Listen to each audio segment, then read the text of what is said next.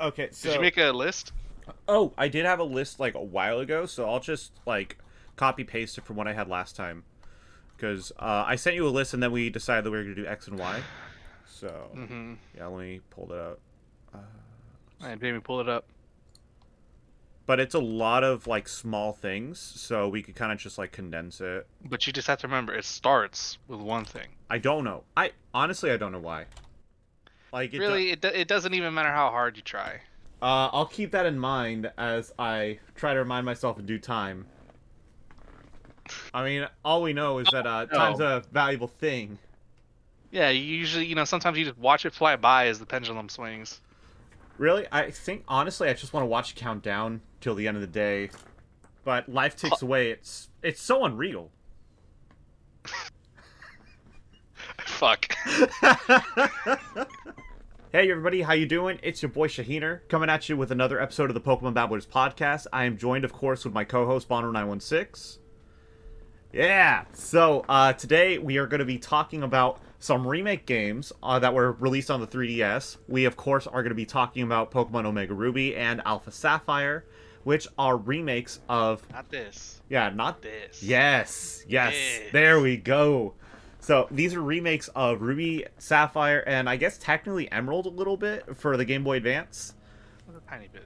Yeah. So, Bono, do you want to get us started with some context, some backstory?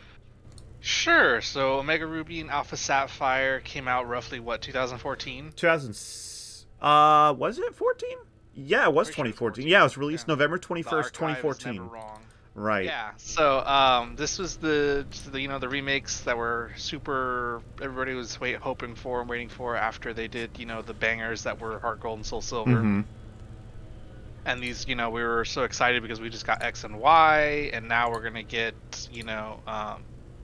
and they were 3D. So now we're gonna obviously the Gen 3 remakes have to be on 3D, right? Right. And they were, and we were all pleasantly surprised when they released it. A lot of nostalgia trip. Mm-hmm. Especially seeing the new forms on the cover for Kyogre and Groudon, which we'll get to later. Yes. But yeah, the things definitely changed. It was the same. It's the same game for the most part, but there are things that have changed. There are new features that they've brought over from Gen 6, such as Mega Evolution. Yep. And you actually get it at like a decent point throughout the game, unlike X and Y, where you get it after the 3rd gym. I believe you get Mega Evolution in Oraz after the 5th gym. That sounds right. It's been so long since I played ORAS. Like I've been meaning to go back to it, but yeah, you beat Norman and you get Surf and you sail from Mauville to Fortree. Mm-hmm. And that's where you meet Steven and he gives you the Mega Evolution. But Right. also it's a little bit broken because they give you access to Latios or Latios depending on your version. Because that's instead of like the Kecleon thing that they give you the Mega Stones, right? I think they still do the Kecleons, don't they? I think so. Gosh, it's been I need to go back to those. Like I need to see how well they hold up. But yeah, they give you Mega Evolution roughly at the 5th gym, and they also give you the Mega Evolution Stone for your starter. But like I said, it's a little broken because you get Latios and Latias. It's two basically legendaries. Yeah. But moving on, they also did the Fairy type conversion, so a lot of Pokemon are now the Fairy type. Like Gardevoir, Azumarill. Yeah, like Gardevoir, Azumarill. Yeah, I don't think they actually introduced like any Gen 6 Pokemon until the post game. Right. But a lot of Pokemon that had their Fairy type changed or still had the type change. They also brought over Hordes, thank God. Yeah. I really wish they brought that back. I just actually talking about I just got a shiny Axew the other day. I posted it on our Discord. Yep. I'll post that on the screen. From Hordes. Yeah. Shiny. Then, yeah, dude. yeah, shiny shiny Haxorus is so dope. I know. I'm debating whether or not to evolve it or just keep it as Axew for right now. Yeah. But they also, obviously, yeah, I don't want to talk about that because I'm just going to get angry. They ported over the Battle Maison is basically like the Battle Tower instead of the Battle Frontier, and I'll save that towards ending thoughts because, like, I have a thing to say about that. Right, yeah, because we talked a little bit about Battle Maison last time in the X and Y episode, which you could check that if you look right up here to the link. But yeah, watch the episode for X and Y. Exactly. So yeah, we breezed a little bit on Battle Maison, but we didn't go too much into depth about it. So I haven't. a battle tower. Yeah, I didn't delve too much into Battle Mason myself. I mean, I will have to, but yeah, I haven't done so right now. But yeah, they also they added a lot more TMs in this one to make it more in line with modern games. Where since Gen 5, they've had basically unlimited use TMs, and so like Gen 5, Gen 6, there's unlimited use TMs. So ORAS is no different with that. Yeah, the key item, or sorry, the experience share is now key item. So it's like X and Y as well, where it applies to all the Pokemon on your team, but in this generation you could turn it off and on at your will. Unlike in like Sword and Shield, where it's just on permanently, like no exceptions. Right. And I think I don't actually remember where you get it. I know in the old game you get it after you deliver the package. Right, yeah, after you deliver the goods to Devon Corp. But I feel like it's given to you and you just don't know you have it. I feel like it happens like that. I'm not sure. Yeah. But going back to the unlimited TM use, I feel like that's like how how we talked about last time, how the super training is like a segue into getting people into competitive. I think that is also a thing with unlimited TMs, and the fact that there's like 100 TMs in this game, so that way it can help people. Once you find the Thunderbolt TM, you can put that on like all of your competitive. Right. Pokemon Instead of playing through a whole game just to get one TM, doing a duplication glitch, and transferring them over to another game where you're doing a ribbon challenge, and it adds another week of time to your challenge. I mean, you have to be an idiot to do that, right? Yeah, you have to be completely just out of your mind, like insane, to do that. Right. Another thing that's changed since the original games is that we have the physical special split. Thank God. Yeah. No longer is Ghost physical. That was so stupid. Type special. Why was Ghost physical? Or Dragon special when you got things like Dragonite and Salamence. Yeah, Dragon Claw, and that's a special move when it's a claw. This isn't like it's not like it hits you like 10 feet away with a claw that you do that. Alright. Yeah. So we have that, thank God. We also have location-specific evolution like Leafeon, Glaceon, Probopass, and Magnezone. I believe for the former, the mossy rocks in Petalburg Woods. Yeah. For Glaceon, the icy rock is in Seafoam. No, not Seafoam. The Seafloor Cavern. No, is it? I thought it was in the place where you catch Spiel. Oh, right. Yeah. The Shoal Cave. Shoal Cave. That's it. And then the Probopass and Magnezone. That's in New Mauville, right? New Mauville, yeah. Isn't that post game now? New Mauville? Yeah. No, I don't think so. Because once you get Surf, you can go there. Right. Right. God, for some reason I feel like New Mauville was post game. Yeah. Another thing they added is like you can also do legendaries respawn if you defeat the Elite Four and the champion, which was pretty cool. So even if you like fail the capture or you knock it out on accident, you can go back and do it. Exactly. Oh, by the way, so in ORAS that you get to access New Mauville after defeating Groudon Kyogre. Okay, that's weird. Yeah. Well, sorry, I lost my track. Oh yeah, Flash is no longer in HM, thank God. Yep. And Day and Night Cycle. Yeah, so we can actually evolve our EVs into Umbreon and Espeon. I mean, I think you could in Sapphire. It's just if you had the broken clock, you were screwed. Yeah, you pretty much had to like physically mod your GBA cartridge, or you had to like resolder a new battery.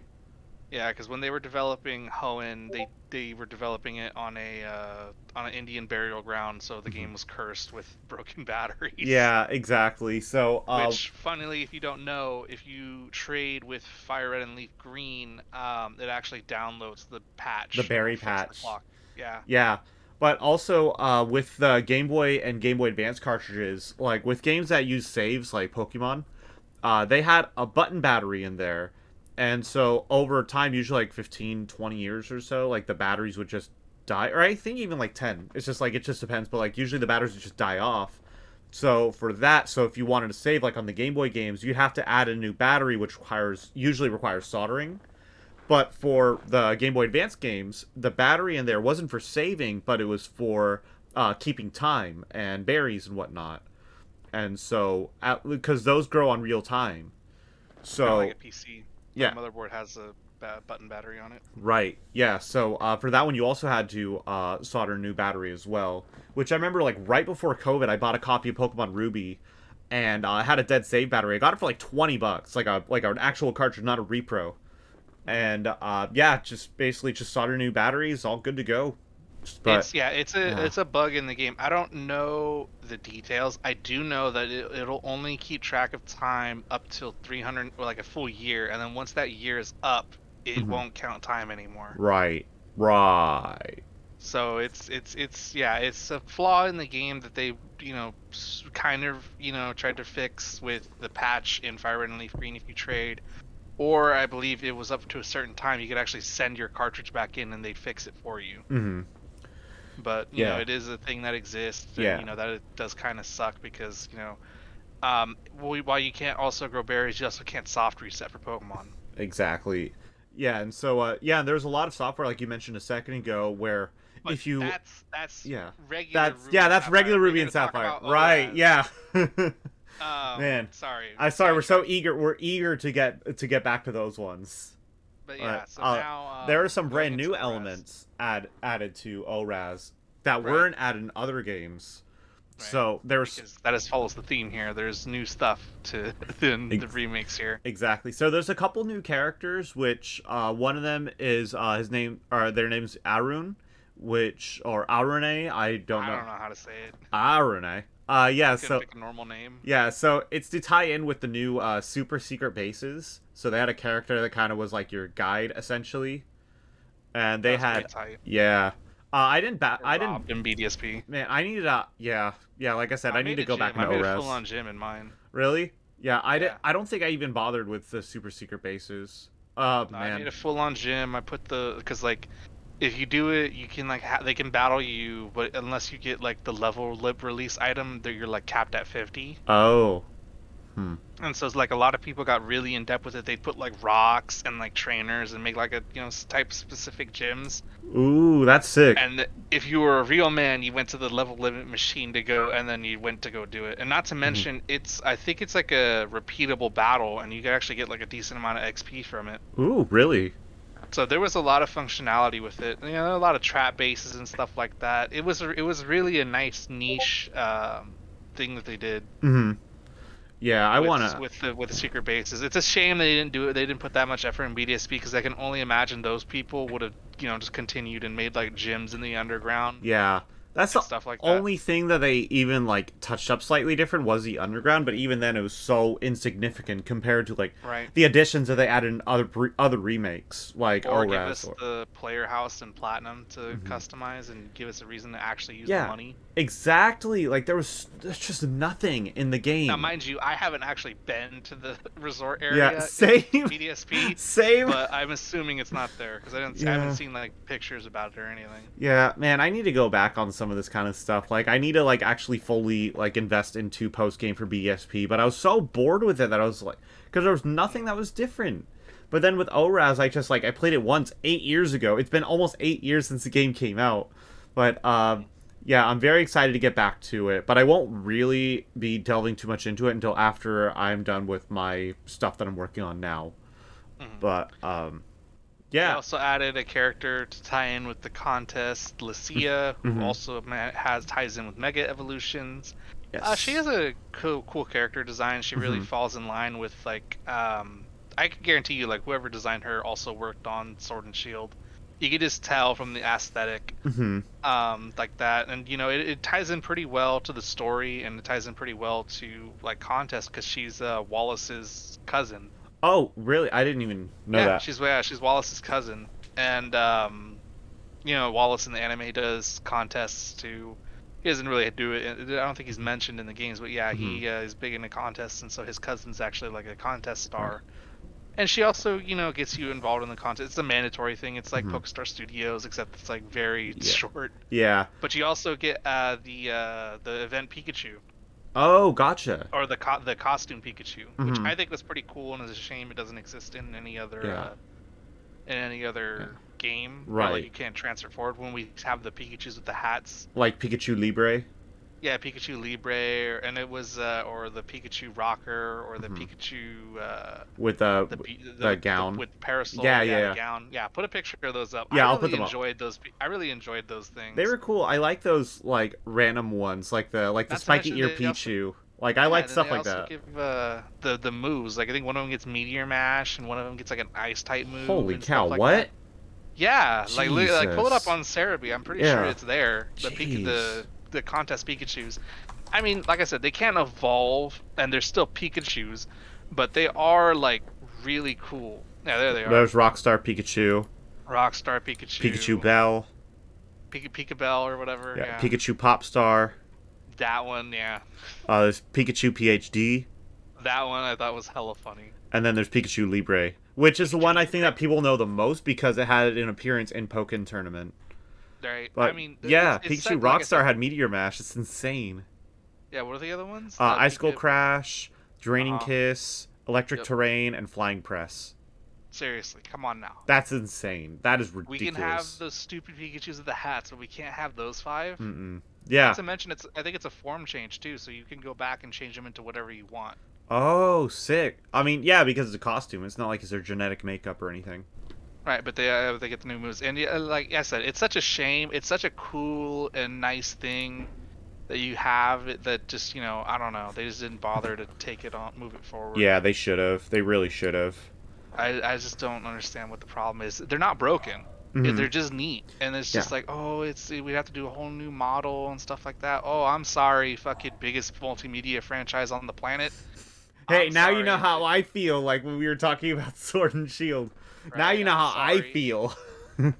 I'm sorry. Yeah. But moving on, there's Yeah. also another new character, Which- Zinnia. Yeah, which we could get into a little bit more at the end of the episode because Right, it there's does a tie pretty into, big element to something. games, Yeah.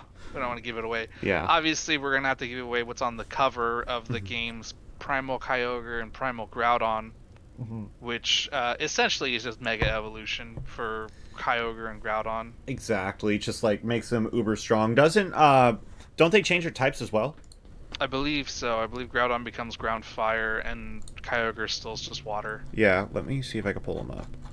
And it's cool because it added more functionality to the game than it originally did. Because we had the red and blue orb, and they were just the red and blue orb. But now it seems that they were just Mega Stones, or not really Mega Stones, just stones that contain the power to change form and essentially make them Mega Evolve. Exactly. And they had new abilities as well, Primordial Sea and Desolate Land, which I don't remember exactly what those were about. But basically, it was like perma weather. Yeah.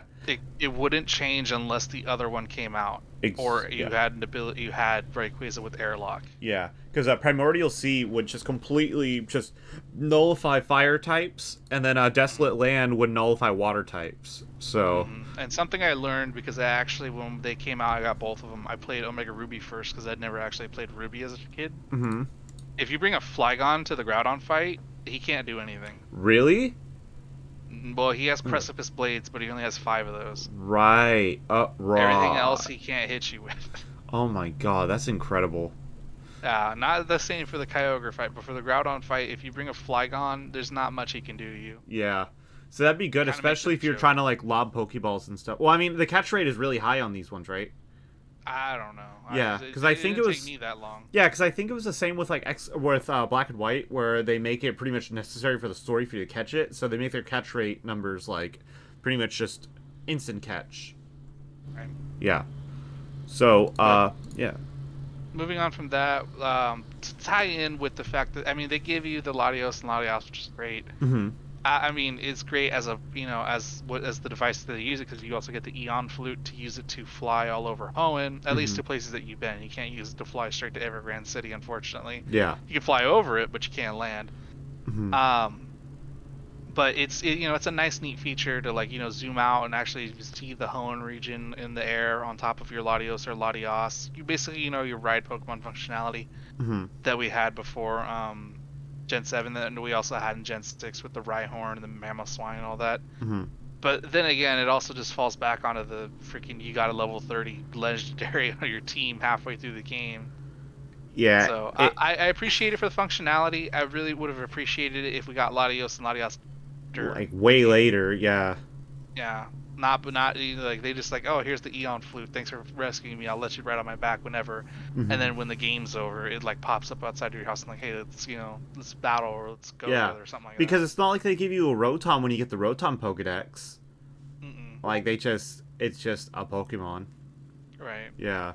But also to tie in with the sky battles in X and Y, that instead of going up to the sky, you're down in the seas for the underwater battle. So you're already down there for dive, but now there's trainers there too because now they have extra like processing power where they could actually like render more things in there. So yeah, they could add the trainers in there so you have your battles as well, which you could only use water types down there, right? Not to mention, no, I think you can use anything. Any Pokemon. Yeah. Yeah. Not to mention, you can actually, you actually have a suit. You actually have a diving suit. Yeah. You're not just like down there, holding your breath. Yeah, soaking your clothes. Yeah.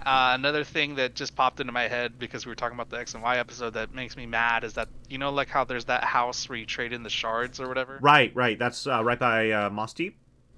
Yeah, it's like in between Moss Deep and Lily Cove. Yeah, I remember that. The same thing that you said with what we said with the sky battles kind of makes me mad that there's no like end all like dive trainer that after you beat all the trainers in the underwater that there's not like this dive captain or like this dive trainer that they like point you towards and like he has like a team of just like specifically like Pokemon that would be like on the ocean floor like Ammonite or Cradily or like Relicanth stuff like that. Yeah, that'd be just like a cool battle to like tie in, and I don't know, maybe he gives you like Hydro Pump or something like that at the end, or gives you like or it gives you a fossil. Suit. Yeah, or he's the one that gives you fossils and stuff. That'd be sick.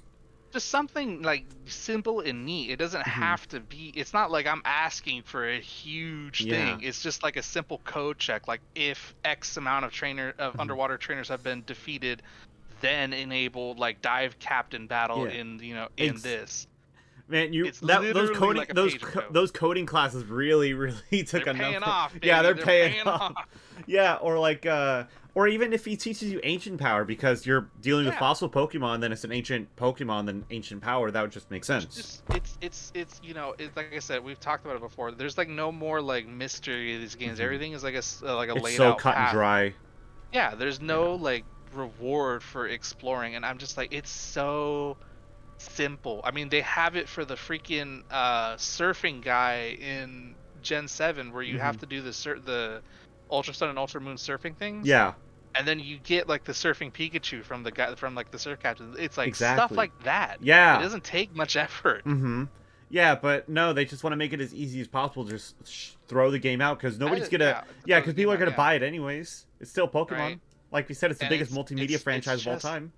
It's just like a simple like thing that would just make people go, you know what, I appreciate that, or you know what, that was cool, I really enjoyed that. So like a nice little, like a little topping to your game. Instead of us trashing the games like BDSP. Instead of us just being like, oh my god, it's the same repeated shit. Yeah, there's like nothing different. It's just the game. They played it safe. Right. Yeah. I don't know. But yeah, that's what like popped into my head when I saw underwater battles, and I was like, man, just what if, man, what if? But there were some changes from the original Ruby Sapphire Emerald games too. No. So, I know. Yeah, there's some things that were like flipped to complete, like not just like small, like, oh hey, now it's in 3D. No, we're talking like completely flipped from Ruby and Sapphire. So they changed the whole abandoned ship sort of thing where now it has more plot, like more backstory to it. It's called Sea Mauville. It's still a ship. Yeah. I believe the ship's name is the Sea Mauville. Exactly.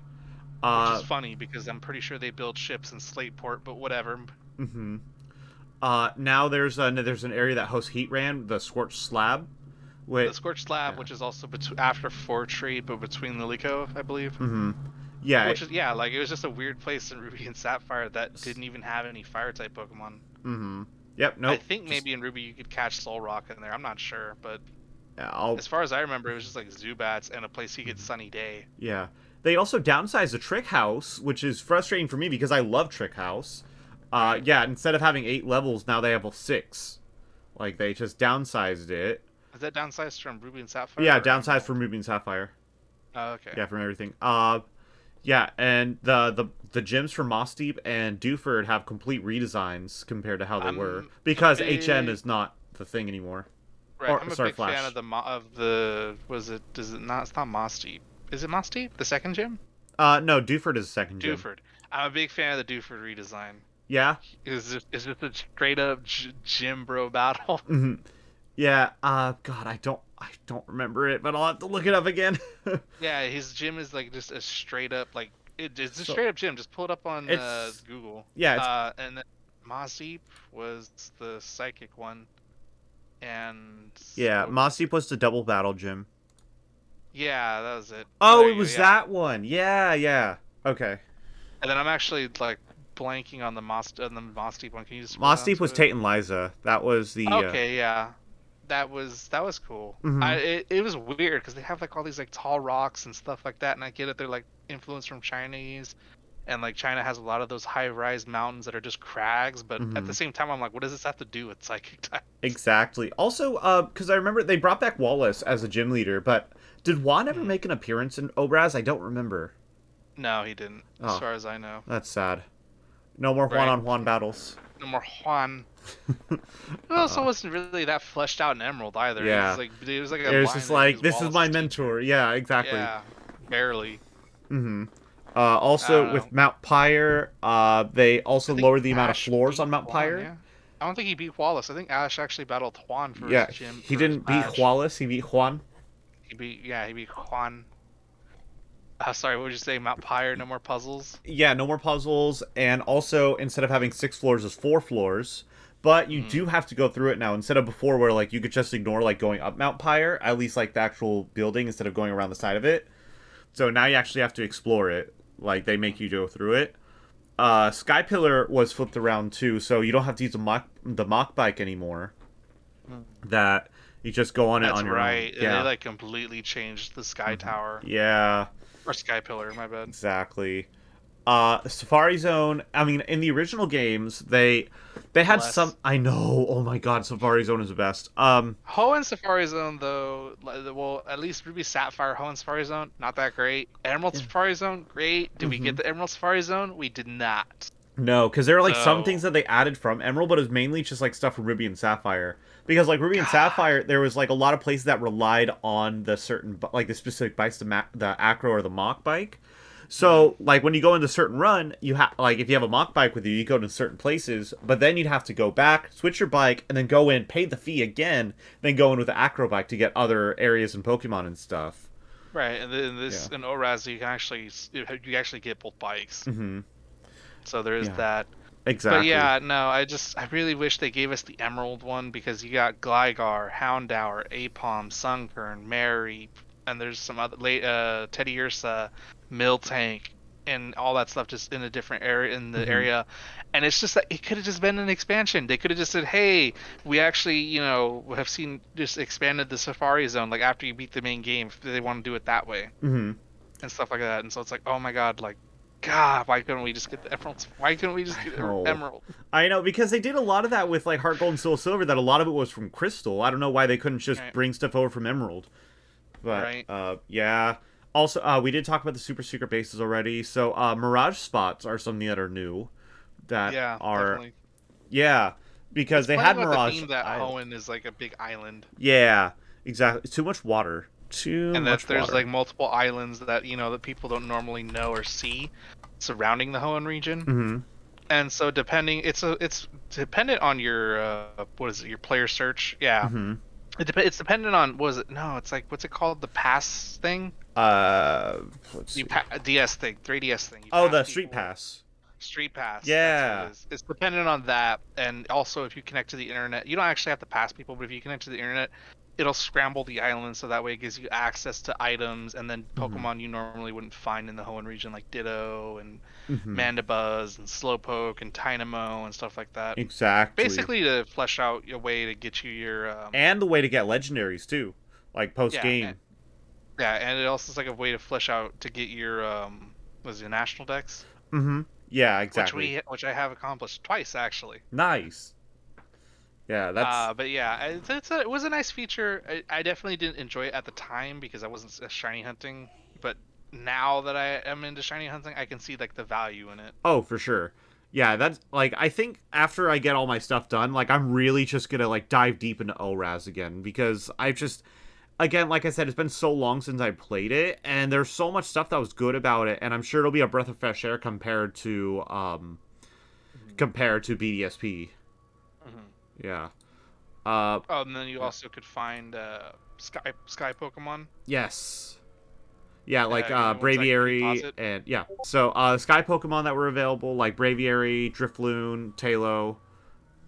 They added a lot of Pokemon in the just encountering them in the while you're flying around on your Mega Latios or Latios. Yeah, and it would be really cool to see like those Pokemon, but because it could be like a migrating thing. I really wish they also changed it when every time you scrambled your Mirage spots, because there are tons of flying Pokemon, dude. They could have easily added like a ton of Pokemon to that. Oh yeah, absolutely. Not to mention they also could have made them horde battles too, because birds travel in packs. Why didn't they Phlox? Yeah, a murder of like Murkrow.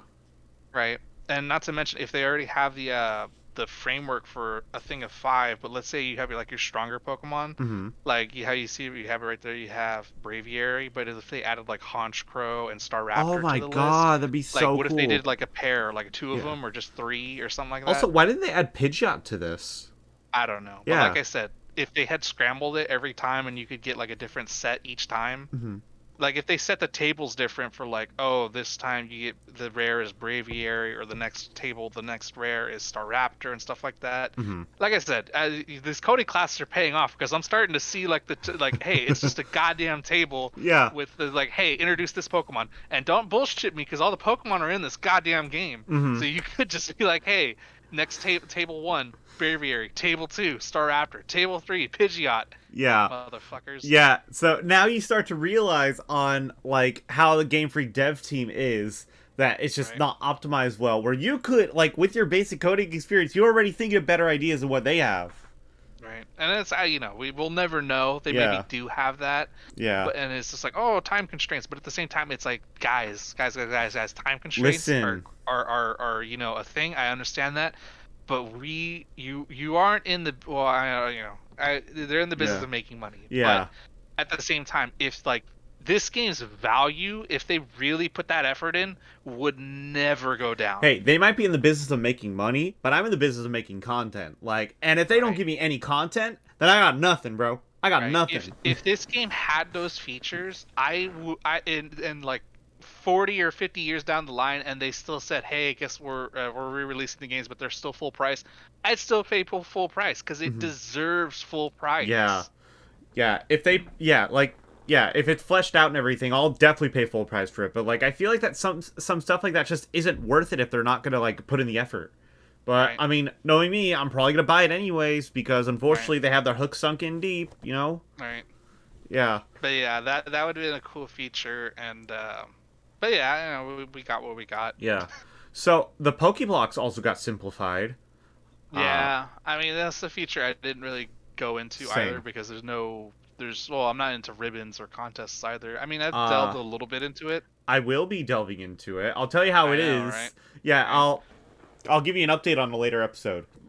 I'll send you over some shiny Pokemon I have in Gen 6. Give me some ribbons. Yeah, you got it. But yeah, it's just I really would like to see what they look like in. I will send you one to see just how it looks like in a contest. Yeah, exactly. I wonder if it sparkles every time it comes out. Yeah, that would be dope. Did they change contests at all? I don't remember. Because they had the contest spectaculars, but I don't remember if they were any different, because I never tried them.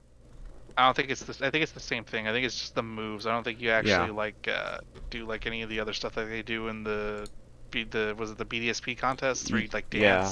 Right. Dress it up. Right. Yeah. So I don't think it's that different, but contests are contests. They're never huge and different anyway. One thing that we can talk about that they give you right away is that you get your the PSS, the player search system again. Right. Yeah. You also get the super training right out of the gate. You also get the what's the third Pokemon Pokemon. Yeah, you get that right away. But they also add the functionality with the Dexnav, which is a new feature that allows you to look specifically for a Pokemon that you've encountered before. It won't let you look for all the Pokemon unless you've seen them on a route. And it also gives you like a little stamp of like, hey, you've seen every Pokemon on this route once you do it. So they'll give route 101. Is it 101 Yeah. or 201? It's 201, I believe. No, 201's Oh no, that's Sinnoh. I think yeah. It's 101. 101. 101 is Hoenn. Yeah. So if route 101 is Hoenn, which has Poochyena, Zigzagoon, and Wurmple. Uh huh. So let's say you find Zigzagoon and then you just don't find the other two, but you want to find you like Zigzagoon and you want to get Zigzagoon with like a better move or stuff like that, because they added more functionality to the Dexnav than I think they wanted to, because like it did, like every 10, like it can have, and it just has like a little function for 3 stars. Every 10 it has like a chance to have like better IVs or like an egg move like built into it. So the one that they introduce you with is a Poochyena that can have either Ice Fang, Fire Fang, or Thunder Fang, like in the beginning of the game. Ooh. Yeah, which is a pretty good thing to do, and I never used it, but it was a pretty neat feature to have. That's really cool. But like it is really cool, and there's like tons of functionality with it. Not to mention, obviously in the post game, they do add way more Pokemon to the Dex now. So even if you thought you completed the list, turns out you didn't, because you got to go back. And I think they add on Route 101, they add Zorua to the list. Yeah, Zorua and Suwaddle and Lillipup. Yeah, so it's just like I mean, great Gen 5 representation, dude. I think Gen 5 Pokemon get shat on a lot. They do because they're just not good, and the designs are kind of like out there. Some of them are, yeah. Yeah, but I really think they need some love.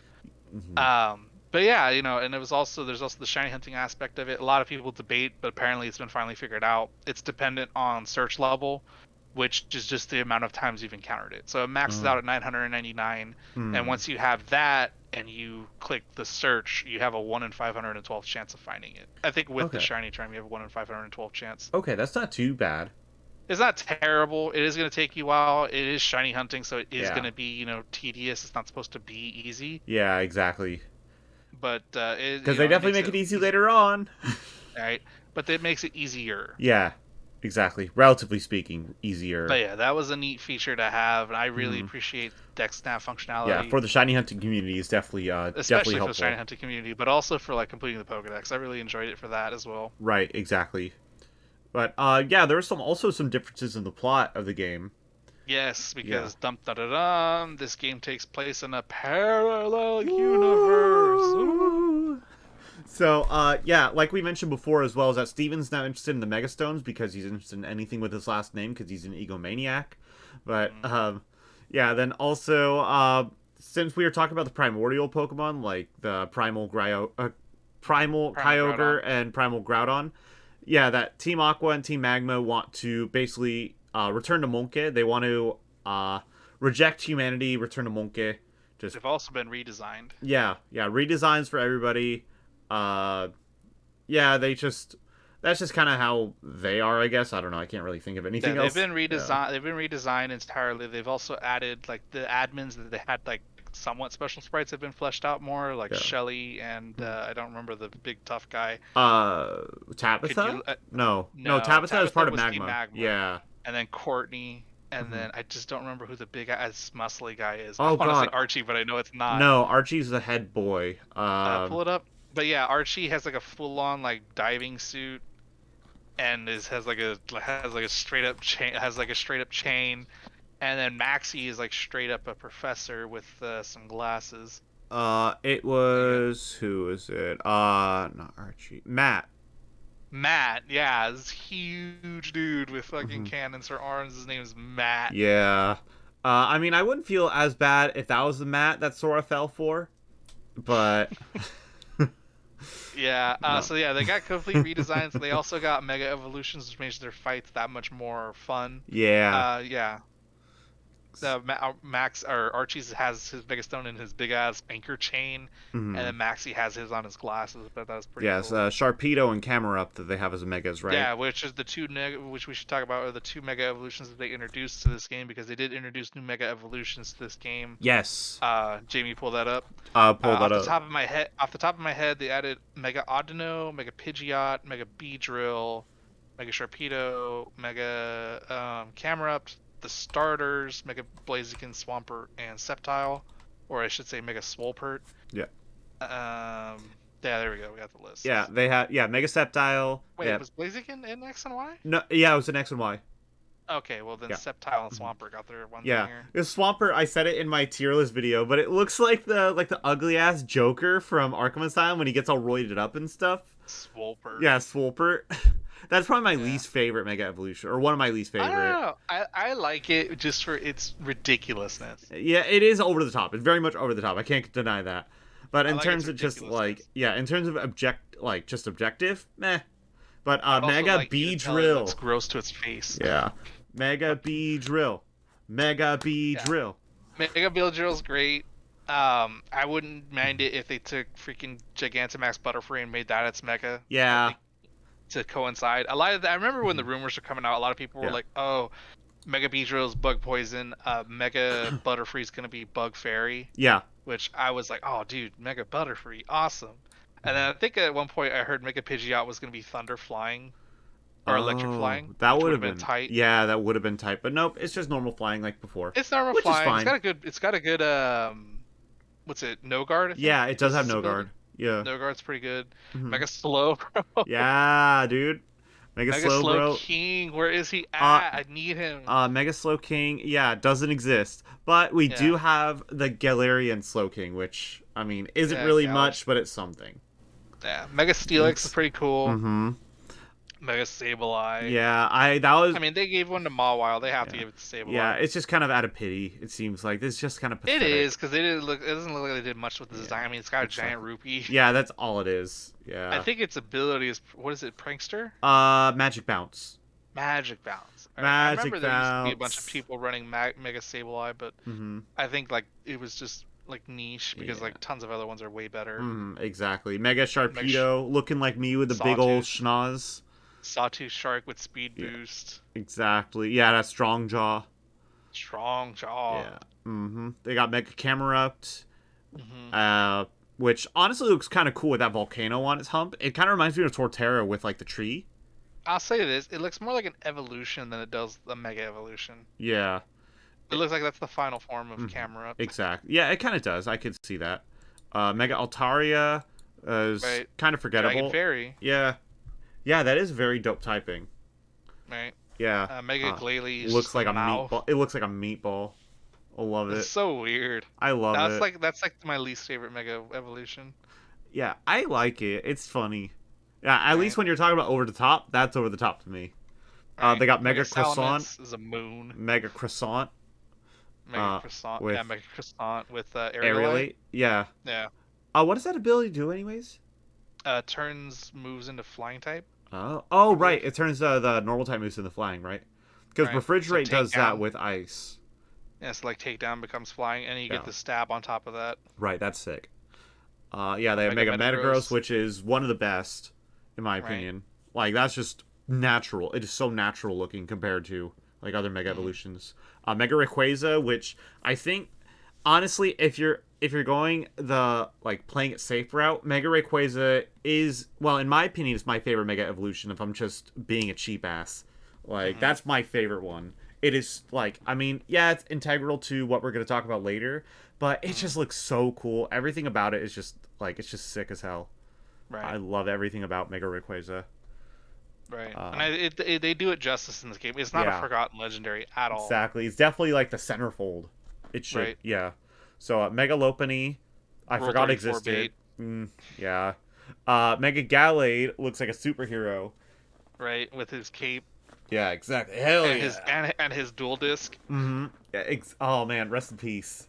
Rest in peace. Yeah. So yeah, today we found out that the creator of Yu-Gi-Oh had passed away. Yeah, Kazuki Takahashi, rest in peace. Rest in peace. Yeah. Being wrapped by Mega Gallade and his dual disc. Yes, got Mega Audino. Yeah, which also I feel like was unnecessary compared to other ones. They could have given somebody more deserving, like Flygon. True, but also the only Gen 5 Pokemon to get a Mega Evolution. Exactly.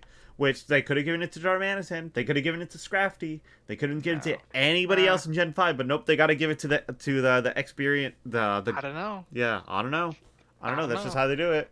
And then the last one, I believe, Mega Diancie. Yeah, which is strange because I don't know. Gen 6 legendary. Yeah, it's like a mythical. It's a Gen 6 mythical. and they give it to that, which, I mean, it's fine. I don't mind it. It just looks like a big old chandelier.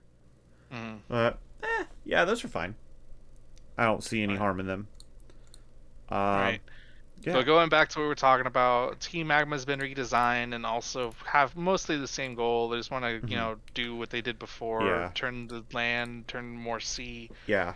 And then they also gave your rival Mayor or Brendan more character in this game. They show up a lot more times and have a lot more to say than they usually do. Exactly. But they also have like the facial expressions and they zoom in on them, so you can actually like feel a little bit of emotion from them, more so than you did in Ruby and Sapphire. Also, the battle in Lily Cove is mandatory now. Yeah, at the shopping center. Yeah. Yeah, which was good. I like that they added more backstory to them because they were enjoyable rivals. Especially battling May on route, what is it, 111 or 112? 111, the 111. demon. Yeah, the demon battle. Oh, man, it's so brutal. Yeah. May's just going to kill you and bury you under a cycling road. It's like, hey, those are some nice-looking Pokemon you have. It just pulls out a knife. Be a shame. Be a shame if somebody were to take them. Right. And then we talked about the encounter with Steven on Route 8 with Latios and Latios. Exactly. And the Mega Evolution. Yep. And then New Mauville being accessible after the Groudon Kyogre encounter. Yeah, so there's a rival battle immediately after the credit scene. Yeah, but it's only like 4 Pokemon, right? Yeah. It's almost like I'm pretty sure it's like a Raichu and then a mixture of Fire, Water, Grass. Whatever starter you didn't choose, and then like Breloom and I can't remember her water type. Let's see. Hold on. But yeah, like it's not like super challenging. I don't think it ever was meant to be, but it's only like yeah. It's literally that. Oh, she had a 5. My bad. She forgot she had the swallow. Yeah, and the level cap was 50, which was kind of weird. But yeah, in terms of fighting the Elite Four, which is probably like 60 way something. higher. Yeah. But, I mean, I guess it's kind of just like a breath of fresh air. Kind of like the AZ battle post X and Y. Yeah, but the AZ battle was Garbo. Yeah, it was so dumb. 3 Pokemon. What a joke. Can you check the gym leaders? I think the gym leaders had more than 3 Pokemon this time, too. So I think it was actually, like, like a moderate challenge. It wasn't like how it was before. Yeah, so the Wallace battle had 5 Pokemon. Jeez, Kite and Liza fight is just one double. Yeah, that's just how it was in Ruby and Sapphire. In Emerald, it was they had 6 It was a 4. Yeah. It was a 4v4. Yeah, exactly. Or 4v6. Yeah. It was such a shame they didn't follow that there. I mean, I don't know. The 6th gym leader has 4 Pokemon? Come on, guys. The only other Pokemon that had 4 Pokemon, or only other trainer with 4 Pokemon was Winona. Yeah. Not to mention our 8th gym leader only has 5 Pokemon. I mean, it's the final gym. Just make it a 6v6. Exactly. Give us some difficulty. We say it every time. Give you a taste of what you're gonna fight in the Elite Four, which is good. Oh, and it's not even a freaking 6-on-6 on the Elite Four either. It's 5e. Well, with Steven it is, but everything else is. Yeah, but everybody else is 5e. Yeah, exactly. Yeah. But it's almost the same teams like they had before. Like, Phoebe finally, instead of having 2 Dusclops, she has the Dusknoir. Yeah. Also, I'm surprised that the Bayonet doesn't have a Mega Evolution or Mega Stone. That's true. Yeah, but same thing. Though none of our freaking well, I mean they get it after, but none of the Elite Four before have a Mega Evolution. Yeah, like Glacia has the Frostlass now instead of the Celios. I believe Steven has Mega Metagross in his initial fight. Yeah, he does. Yeah, and Mega Drizzy has it doesn't have the Shelgon anymore, has the Altaria, and also has a Kingdra. Yeah. He does have 2 Flygons though. Yeah. No Garchomp, no Haxorus, no Hydreigon. No, but that is all the dragon types you can catch in the Ruby, like in the original Ruby and Sapphire games. Yeah. So and then you could talks about Sydney. Yeah, with Sydney, his team didn't change. His team didn't change at all. Yeah, so it wasn't even worth talking about. But also this, compared to the original games, you actually get to rebattle them with a stronger team. Because in the Game Boy Advance games, they had their same teams regardless. There wasn't any like upped levels or anything, so there wasn't a different table of exactly. So then they were 6v6s. After then they're 6v6, and then they also have access to national decks Pokemon. And they all have Mega Stones too. They do, yeah. Yeah, exactly. Yeah, they have national decks. Yeah, now he has Haxorus and Drake's team, and also Dragalge. No Hydreigon though. Still some of the worst dragon types you could pick. Man, he could have had a team of like the pseudo legendaries, even like He could have had Dragonite, Dragonite. He could have Hydreigon. had Hydreigon. He could have had Garchomp. Mm-hmm.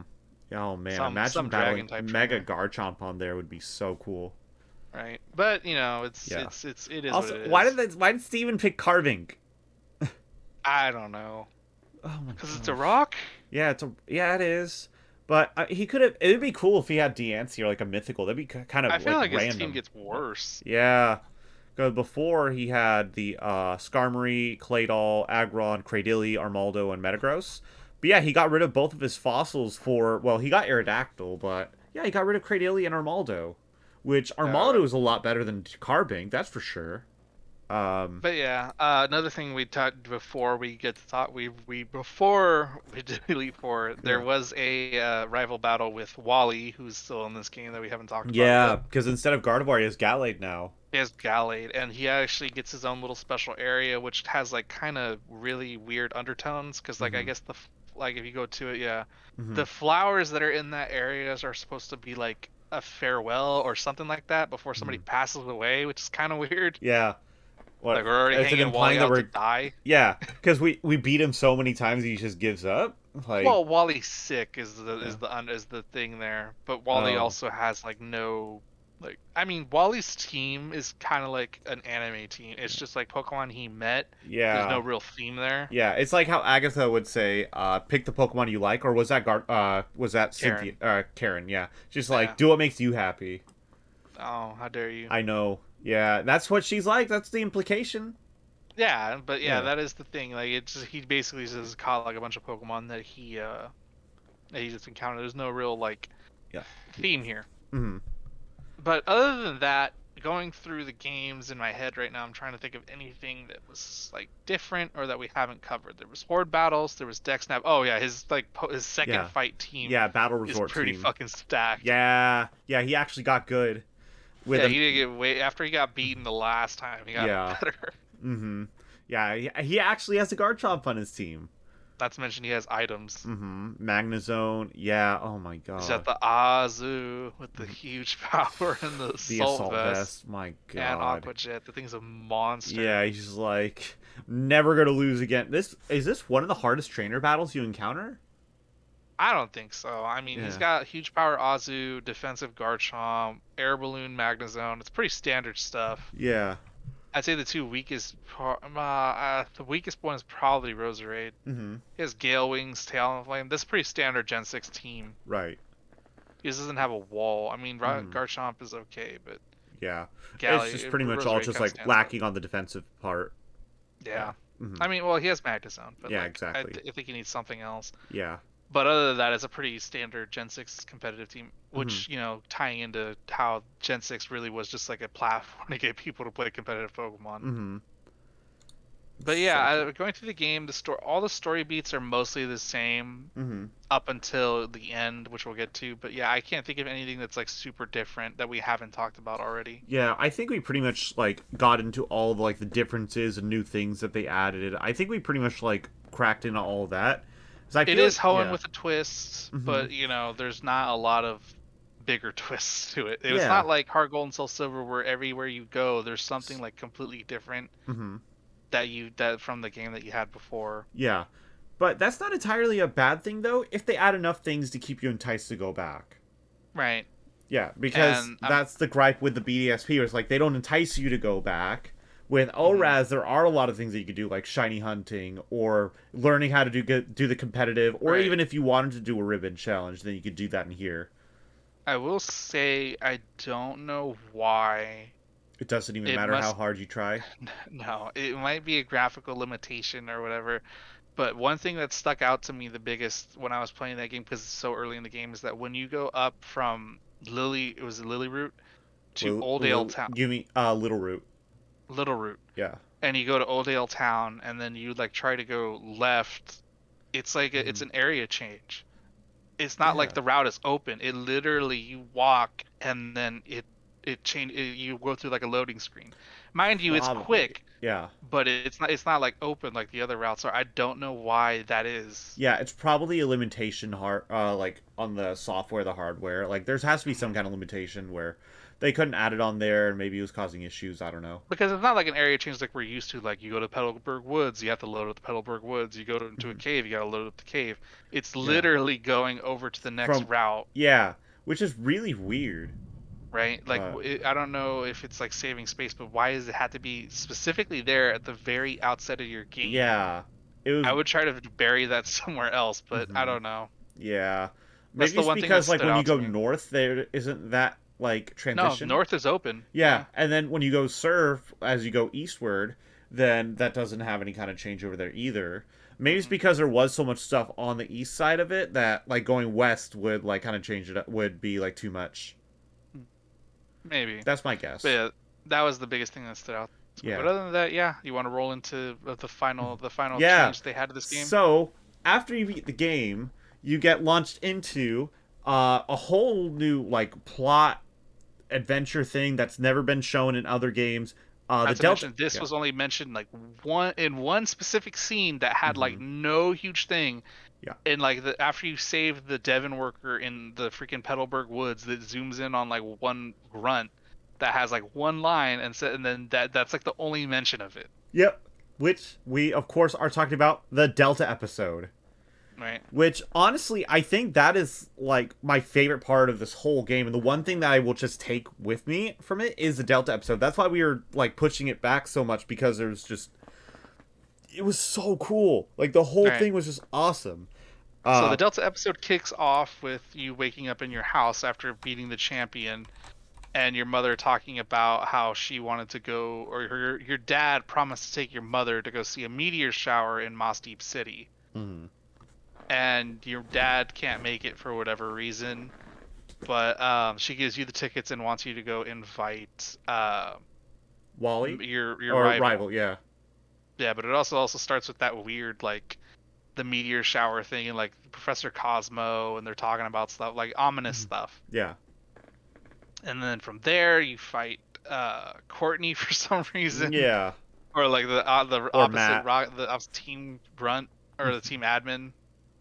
I think it's like them trying to like apologize for what they did and stuff like that, but I don't know why we have to battle. Right? Yeah. But then it just spirals off into like this like catastrophic calamity. Yeah, everything is happening. The world is ending. Also, there's new characters, Zinnia. Right, and they're like everybody's like roping you as the new champion, trying to like rope you into stopping this this meteor that's coming, because the meteor shower is like, yeah, it's coming, but there's also like a big, Armageddon meteor that's gonna like crash into the earth. I was thinking about it right now. So the character that you're introduced to, the new character Zinnia, right? Was she supposed to be related to Pokemon Z? Was this supposed to be like their apology for not having Pokemon Z? I don't think so. Yeah, because that's what I was thinking of, because they couldn't delve into Zygarde too much, so they just like they gave her like the name Zinnia, and then in Sun and Moon they talk about Zygarde more. I don't know. And this is where that parallel universe story we were talking about before comes in full flesh, because they talk about like, oh, maybe there was a time where there was never a meteor, and we just there's like that didn't exist, it didn't happen in theirs, but it's happening in ours. And so they have like Zinnia like looking into ancient ruins and stuff like that, and she's sprinkled throughout the story. You do fight her a couple times, but it's never like anything huge. And then eventually you get led to how to destroy the meteor. We're gonna use an ancient Pokemon, which was what is it? Rayquaza? Yeah, it's Rayquaza, Mega Rayquaza. Rayquaza, basically. And they're like, oh, Rayquaza is going to be the one that has the power to... Because you go through a lot of stuff to get there. I don't remember every little detail, but I remember the big so points. So many specifics, and... right. Yeah, Team Magma and Aqua tried to mess some stuff up again, too. Right. You also fight Wallace again. Yeah. Outside of Sky Pillar, to make sure that, like, you're powerful enough to challenge Rayquaza. Yeah. You climb up Sky Pillar, and then I believe you fight Zinnia before you get to do it, because she's part of like some clan that was prophesized to stop it, but she's not the chosen one. The previous chosen one that was going to do it died, and then she took over. Yeah. But it turns out, hey, you're the chosen one. You're the frozen one. Yeah, you're the frozen one. You're the chosen one, and that you're actually going to... And you prove that by beating her in battle. Which, and you know what gets ridiculous, too, from here, is that... So after you beat Zinnia, you have to battle the Rayquaza and catch it. And then with your team, you have to go into fucking space. You have to actually go into space. You crash into this meteor, like you destroy the meteor. Blow it up. You think everything is saved, right? No, listen, right? It's not. Because then you get to fight for the first time in an actual game without like DLC or mystery gift or anything. You battle and catch Deoxys. And it does its thing that it does Form on change. Was it Birth Island? Yeah, the Birth Island where it has a triangle and it like it moves the triangle. Oh my thing. god, that was so cool when it did that, because like I never got to do that on my actual games because like I was only a kid and I couldn't go to Toys R Us for the mystery gift, for the event. But when I saw that, like, because I always saw footage on like Cerebi and all that, but I was like, oh, it's happening. Right, and so you end up saving the world, destroy the meteor, capture both Rayquaza and Deoxys. But you got to do that in one go around, because if you lose a Deoxys, or if you don't catch it, you got to go through all that shit again, at least from catching Rayquaza. Right, you have to do all that. So yeah, it's a nice story, and it's obviously like a cool way to do it. It's done really well in the Pokemon Origins? No, Pokemon Origins is the red and green games. Evolutions? Generations. Evolutions, yeah. Yeah. One of those two. It's like a mini series, and they all have an episode dedicated to this. They don't show everything, but they show enough to show you that your player character going into space, destroying the meteor, and then battling Rayquaza while you're like on a satellite, which is like really, really cool. It's amazing. Yeah, Delta episode was like seriously the coolest thing that I added into honestly, I'm gonna have a hot take. This is my favorite thing of any of the remakes, just in general. Like, this is my favorite thing that they added that was new to a remake. Right. And we were hoping we'd get like a platinum episode in BDSP. Obviously, we didn't. But I really thought like this was like the way forward, and I'm glad we got it as part of the game and not as like DLC. Although I probably would have paid for it either way. Yeah, same. I would have paid for it either way. But like this, just adding it, especially for free, like, and making it somewhat difficult. It was very much for the fans, and I appreciate stuff that they do like this. I'd say the spiritual successor to this is probably the Crown Tundra and the story with Calyrex. Yeah. And although it's not done as well because there's no like, there's no meteor you're stopping. Yeah. There's no like world-ending thing you're doing. Yeah. It's very low stakes. Low stakes, yeah. It's not as high as stakes, but I feel like at least in terms of like doing all the stuff and encountering people again, this is like that's the spiritual successor to the Delta episode. Right, I could agree with that. Yeah, I could totally vibe with that.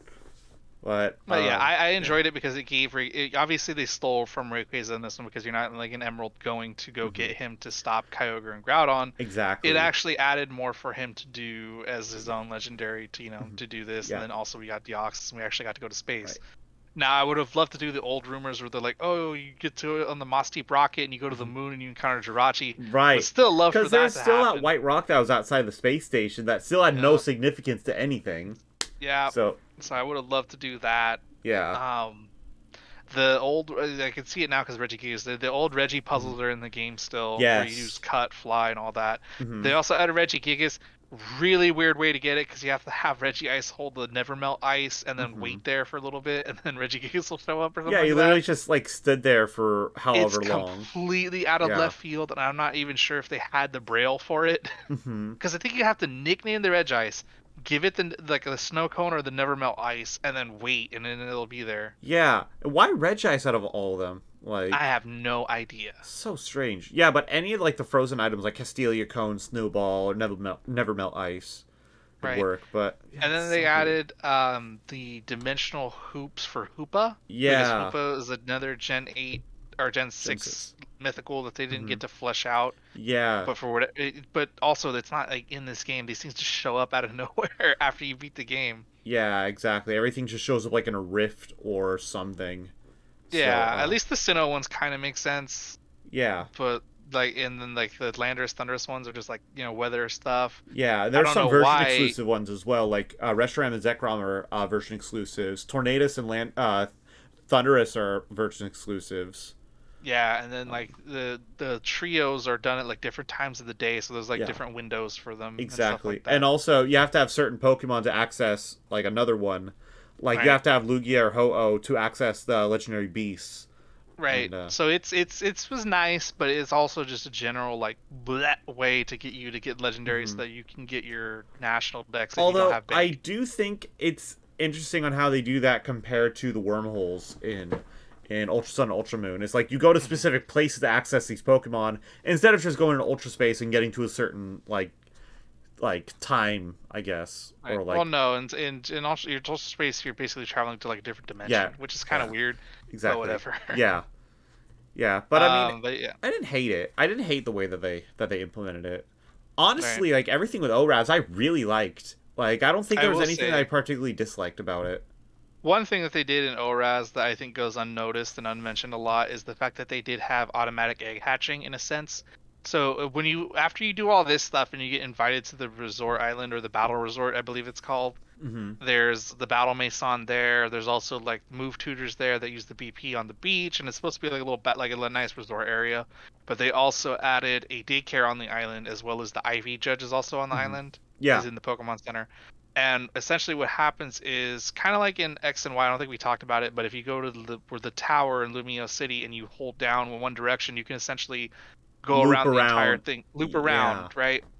But the problem was you'd have to fly back to the daycare center, get the eggs, fly back to Lumio City, and then do it, and then hatch the eggs and go there. And then not to mention you'd have to fly to a different area to get to the judge to judge the IVs. Right. And since Gen 6 is all about getting you to competitive battling, they put all of that on one island. So now you can actually go around the entire island by holding one button down. The IV judge is in the Pokemon Center on the island, and the daycare center is also there at the same time. Very convenient. Very convenient and very like they did that on purpose. There's no way they didn't do that. Oh yeah, I think that they actually listened to people and they're like, oh yeah, we should probably change it right now. And so yeah. And also, it's all conveniently on the same island where you do the battle tower. I thought about it. Right? You thought about it. So there was one thing that, at least for competitive people, that they might not like that wasn't in here. I think you might know where I'm getting with this. There's no it was an Emerald. No Battle Frontier? No Battle Frontier. Yeah. That's another thing. Yeah. No Battle Frontier. We'll get into that. I was going to get into that later. Because it's like, this is the generation that you... it's rant time. This is the generation that you like are ham-fisting people to get into competitive battling.